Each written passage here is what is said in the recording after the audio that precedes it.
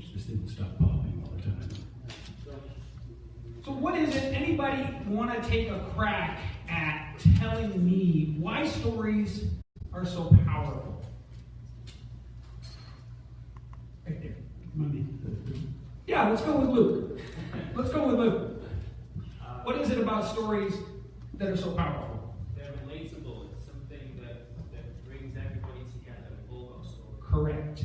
Anyone else have anything to add to that? The king of fitness. It paints a big picture in it. You constantly just got to strike that image. So. Very good. Very good. Anyone else want to add? So far, 100% correct. Creates theatrical suspense. Yes.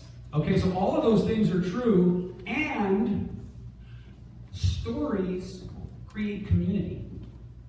Nobody ever thinks about it like that, but it instantly creates community. And it creates community because we are, from one perspective, we are what you might call matching machines. We're looking for things to compare ourselves to where we fit, right? And we're always doing this. This is why metaphor, allegory, simile, all of these things are powerful, right? It also creates emotional rapport when we see something similar. Absolutely, which creates community, right? Yeah, community can be two of us, can't it? It can be two of us out in the park working out, right? One guy showing the other guy he knows how to levitate. Go on Facebook, you'll understand.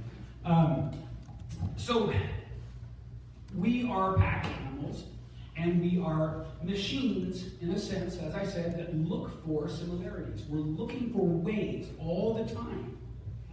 Constantly, it's like a subroutine that's constantly running. We're looking for ways to either connect, to say, oh, yes, this is my people, right? These are my people. Or we want to know lickety-split, it's not my people, right? It's very important. It obviously clearly goes back to the fight or flight, living in the grasslands, hardwired kind of time of our lives. And it's ancient. What I mean by ancient is it connects to an ancient part of our brain. So, how many of you guys are aware that storytelling is so hot right now? Right? Okay? Everybody's got to be aware of that. Seriously, some of you are just not raising your hands out of laziness. Come on. So, how many of you have heard stories that just didn't quite get up off the bed? You know what I mean? Stories that are just sort of like, okay, hold on. I'm just going to tell you a little story here. So, what's the difference? What's the difference between a good story and a story that just sort of lays there? Everybody has a variation of this storytelling arc story method. And they have these ideas like 3 high points of emotion and 3 low points of desperation. And all of that is totally contingent upon the things I'm about to show you now. You can go through the storytelling arc, and you can go through the high points and low points. But if you don't know how to tell your story in a way that does 2 big things, 1, goes deep into who you are, and 2, at the same time, somehow, mysteriously, connects to everyone else, right? How many of you here were raised in a cult and brainwashed from birth? Show of hands. Really? Just me? Were you?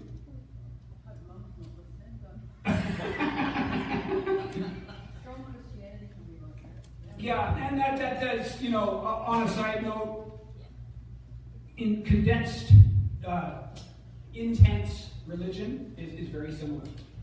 But see, that's just the thing. If you don't know how to tell the story in a way that sends the signals that, hey, this is what happened to me, but it's also like what happened to you. Right? Does that make sense to everyone? Mm-hmm. And so this is where these sort of formulaic storytelling systems fall flat. They tell you how to expose yourself and get all honest and, again, the high peaks of emotion and low peaks of desperation. But if you don't know how to do what I call revealing universals through your specifics, this would be a part you might want to write down, if you care. Reveal universals through your specifics.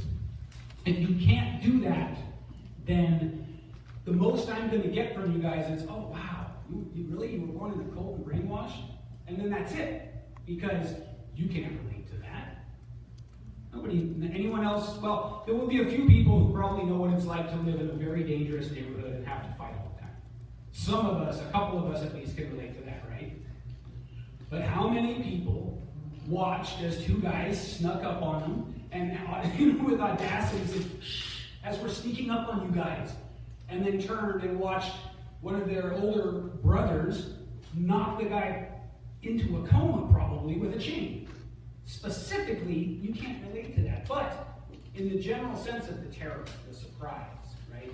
The fight or flight sense of never being able to relax.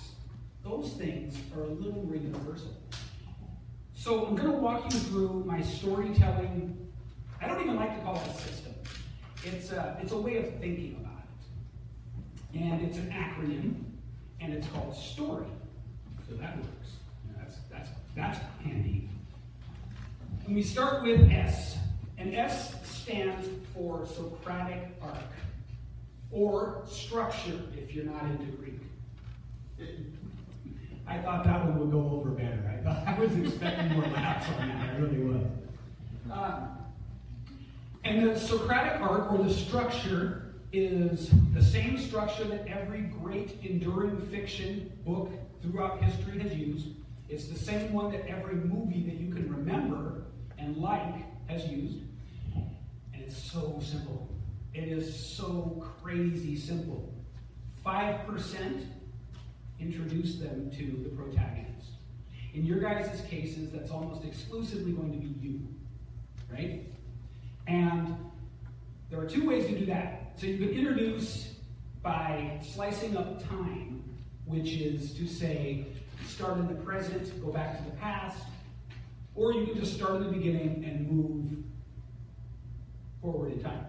Either way has its pros and cons.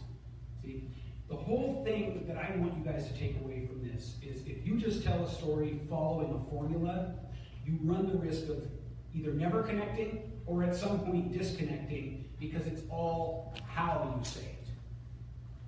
I wrote a book, many of you know this, and I struggled with this damn thing. I think I have in my drawer at home, my dresser drawer at home, I have nearly 200 pages of failed attempts. And I kept them to remind me. I've got 200 pages where first I sounded like Grapes of Wrath. Who wrote Grapes of Wrath? Steinbeck. First I sounded like Steinbeck.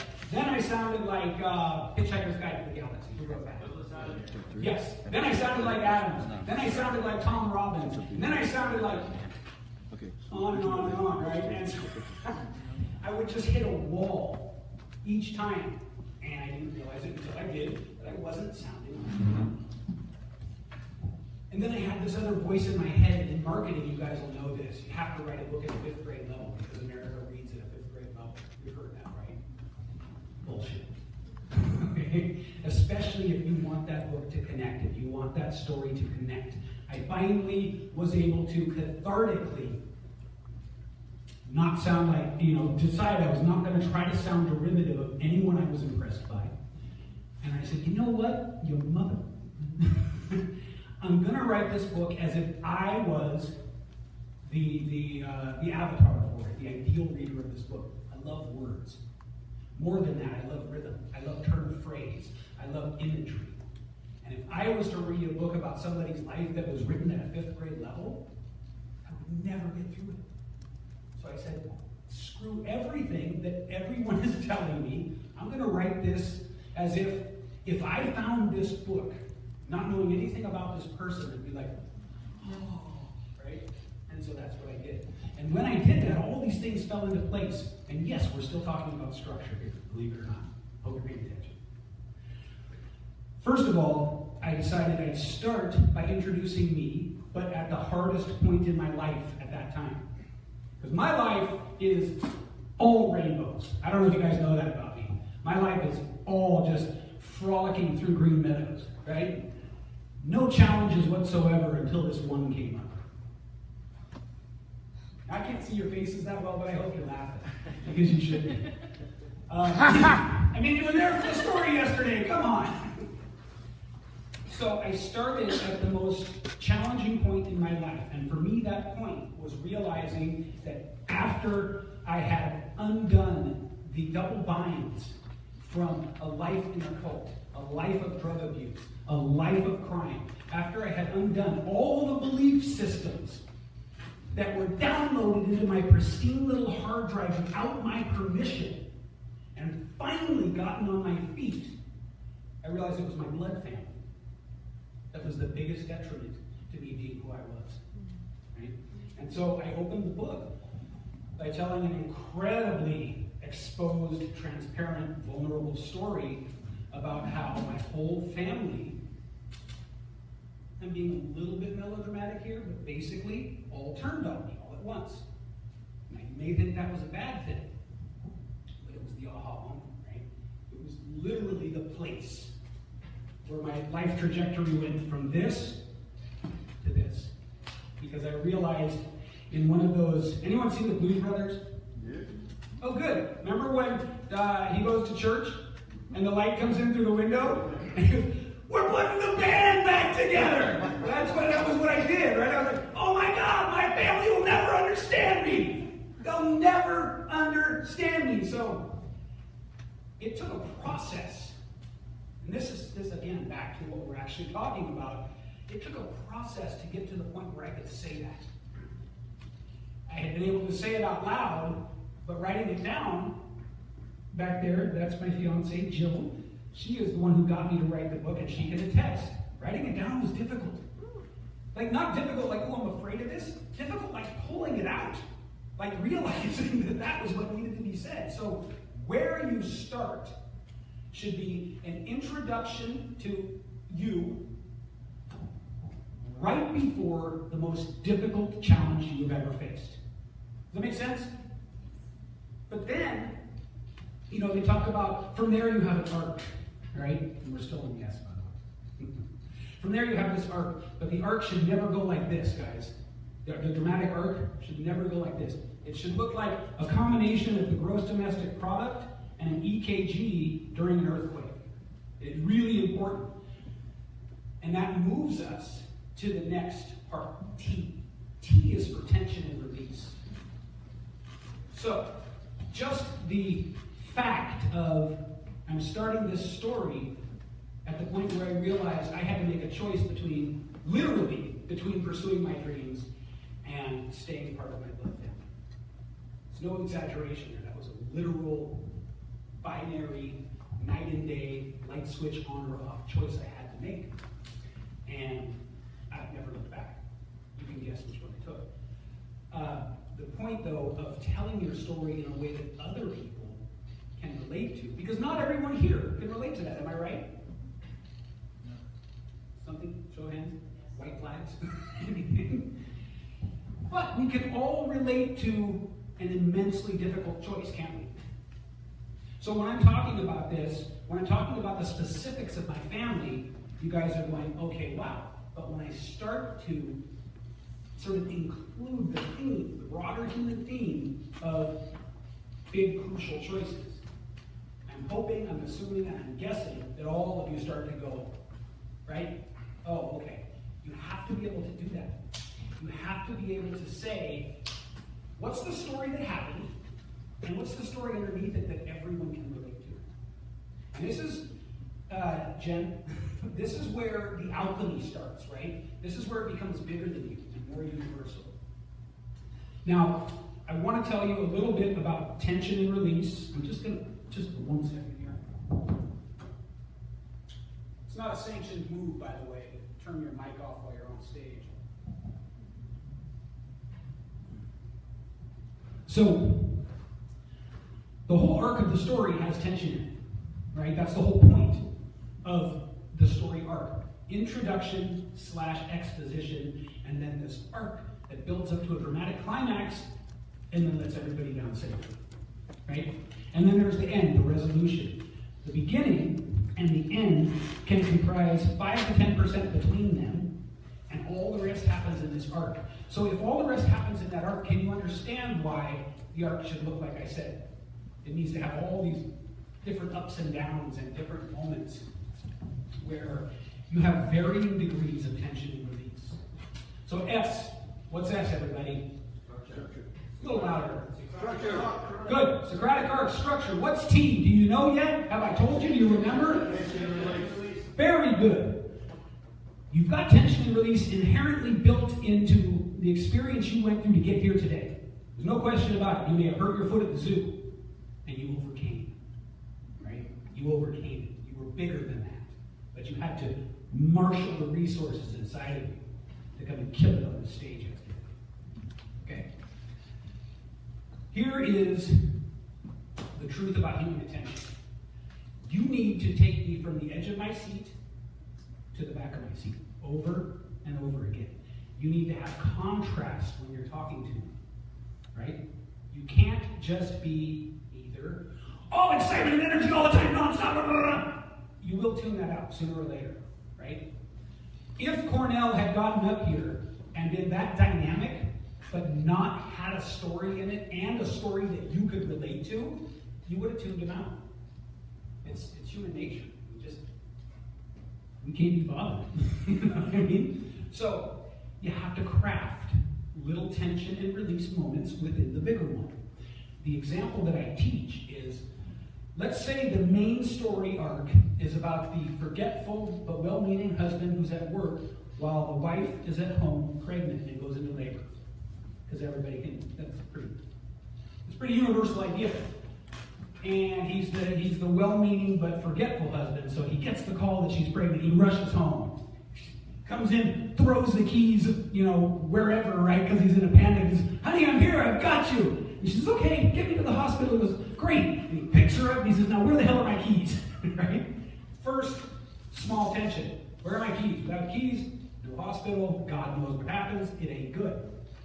Release. Cool-headed wife says, "Put me down." Keys are right here, genius. Okay, so they get in the car. One tension, one release. Now, we could have just said he rushed home, we swooped her up, they drove her to the hospital, she had the baby. Is that an exciting story or not so much? It's not rhetorical. Not so much. I know we all just ate. What did Cornell call it? Itis. Y'all got itis. Okay, here. So, next one might be husband's in a panic, speeding down the road, right? Doesn't know that there's a cop car following him because he can't think of anything but getting his wife to the hospital. Suddenly they get a flat tire. And they pull over to the side of the road, and husband is doing what at this point? Losing it, right? So, first he gets a flat tire, he's freaking out. Then a sheriff pulls up. He's just totally inconsolable. Sheriff realizes that everything that's happening, helps him change the tire, escorts him to the hospital. Release. Now, obviously, I'm taking something that you would want to craft, and I'm forcing it into a small space, but do you get the point? Yeah. Tension and release has to bring us to the edge of our seats more than once. Think about the best fiction you've read. Think about the best movies you've seen, right? The tension and release rocks you back and forth like a baby. That's how I want you guys to think about it all the time.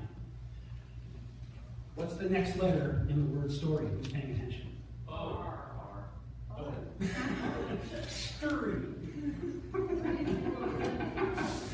Sturdy. I'm about to tell you all sturdy. Tell you the sturdy. O stands for offer rich detail.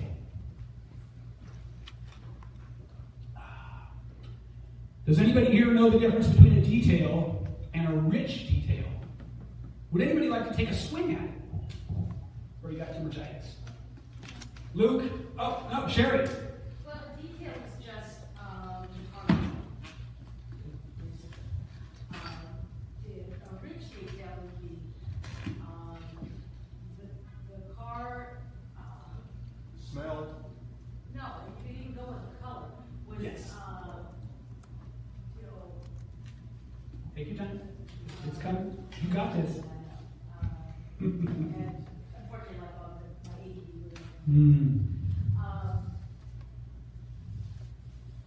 Do you want me to fill it in for you? Because you're on the right track. Yeah, memories of that candy apple bread. Yes! Yes. Camaro that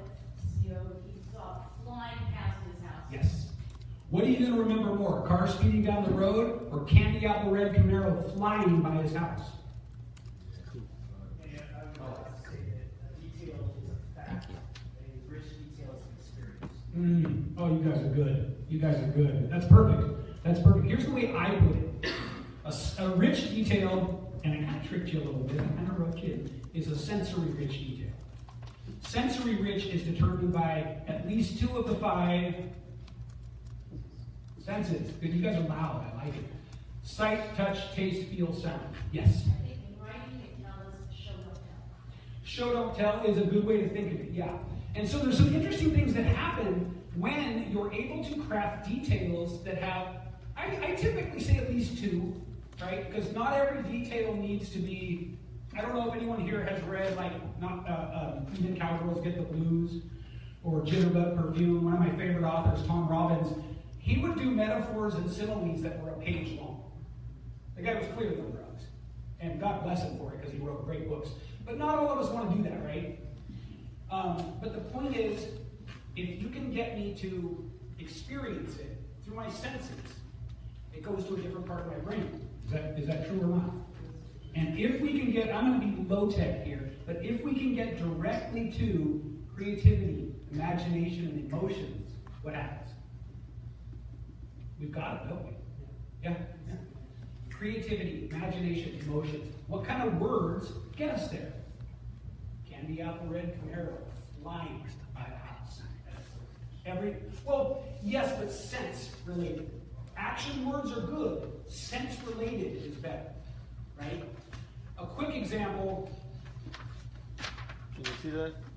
Yeah, I see it. I see I've got another hour. That's There you what I go. see. Go for it. I'm going to try to wrap this up quick, guys. I've taken a long time here because this is my thing. This is what I love. So, a quick example. It's a sunny day outside. A sensory rich detail. The sun outside is mild and relaxing, and there are ice cream scoop clouds floating lazily overhead. Are you there? Can you feel it? Okay, moving on then. I didn't time this out right, and I feel bad. Because this is the hardest one. This is the most important piece of the whole thing. It's R. Right? Sturdy. Right? R is for reveal universals through your specifics. Reveal universals through your specifics. If you want to be able to write a story that sticks, that moves people to emotion, this is the key. You want all the other ones, yes. But if you can do this, suddenly everything you talk about seems storyteller-like. This is a game changer for being able to connect with people in the emotions, imagination, and creativity. So, when I was telling you my story yesterday about being the little boy, Theo, born into a cult, brainwashed, I took deliberate care to make sure that I included things that were broader human themes, like being an outcast. How many of us can relate to a feeling of being an outcast at one point or another in our lives, right? I mean, see, it's universal. Vanessa, can you relate? Okay, just checking. I thought maybe you could. How many of us can relate to the feeling of not giving up? How many of us can relate to the feeling of wanting to give up? How many of us can relate to a feeling of abject fear, heightened tension, right? So I made sure to say the story in a way that didn't stay on me, but that kept connecting to these broader human themes. Now, there is no quick way to give you, for you to learn this. This takes practice. It's art. Let's make no mistake about it. And Veronica, Mark, Michelle will all tell you that the way that I teach it is you should be practicing all the time, right? How long before the presentation should I start practicing? I said every time you open your mouth. From now on, this is what you do. You don't talk the old way anymore, right? Because it's a slow burn, but once you get there, it's massively powerful. So really quick, I'm going to end with the why. The why is for be yourself. Now, I used to think that be yourself meant be authentic. I now know you can no more choose to be authentic in a real sense than you can choose to be taller. You can no more go directly toward authenticity than you can be a different race or suddenly be funny. But what you can do is you can have a lifelong practice of self-awareness, courage, and transparency / vulnerability. Self-awareness, courage, and vulnerability. Let me tell you what I mean by that. Self-awareness is write that program that's always checking you, right? Like if you're not an Apple user, if you're a PC user, you'll know about like McAfee security and that stuff. What that does, you install it, it constantly runs a program checking for things. Right? So that's what you do with yourself. You're in a constant state of evaluation, self-evaluation that is looking toward overall improvement. Courage. You're going to find things you're not so comfortable with. Sooner or later, even this room is going to find something they maybe served them once, doesn't serve them now kind of thing. You lean into that. That's all you do. You lean in. You don't have to do any of that sort of like, it's funny about America, we even made psychotherapy macho, right? Take those problems and rip them out by the roots. Don't do that. Don't worry about that. Just lean into it and be honest about it. Do what I call getting curious about those things, right? Don't judge them. Just understand that they're there. Feel them. Lean into them. Explore them. Talk to them. And then the last piece is transparency or vulnerability, which is at that point, don't be afraid to show those things. Talk about those things. Be real about those things. That's the process that when you run that 3-part program constantly, other people perceive you as authentic. It's in your writing, it's in your speaking, it's in your actions. And so I believe this, I'll leave you with this. I believe that a real story or a real storyteller is someone who their body supports their voice, supports their words, all together to craft memorable impressions. See, I didn't really tell you any stories up here, but if I did my job right, because I know what I'm doing with my body, I know what my voice is doing to compel you, I know that I'm trying to keep you interested, right? Rock you back and forth, like I said. You'll remember. You'll remember these things because they were relayed to you in a storyteller-like fashion. I hope you guys have had as much fun learning that as I've had sharing it with you. I think I'm over my time, so thank you all very much. Thank you all for what you're doing.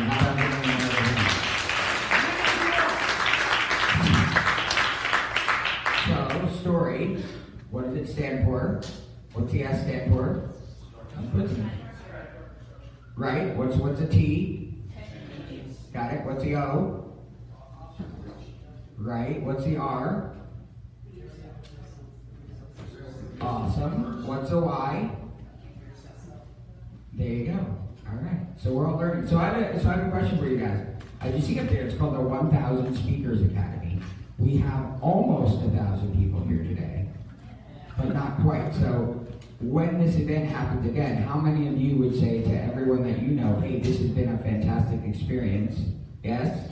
Yes, right? And invite other people. So do visit Tom in the back. We're putting together some media, a sizzle roll to get more people involved in the next 1000 Speakers Academy, because there will be another one. And do connect with me, and we'll do some live broadcasting about this. By the way, there's the 1000 Speakers Academy Facebook page. If you wanted to review everything, what did Manny say? What did Veronica say yesterday? What did Vanessa say? You can go online and watch everything to your heart's content and play it and pause it and all that. So let's see if we're ready here. Okay, so there's a song and it goes Veronica. You know that song? Veronica. Okay, this is a transformational coach who says it doesn't matter how old you are, you can always have amazing things in your life. Here she is, Veronica Young.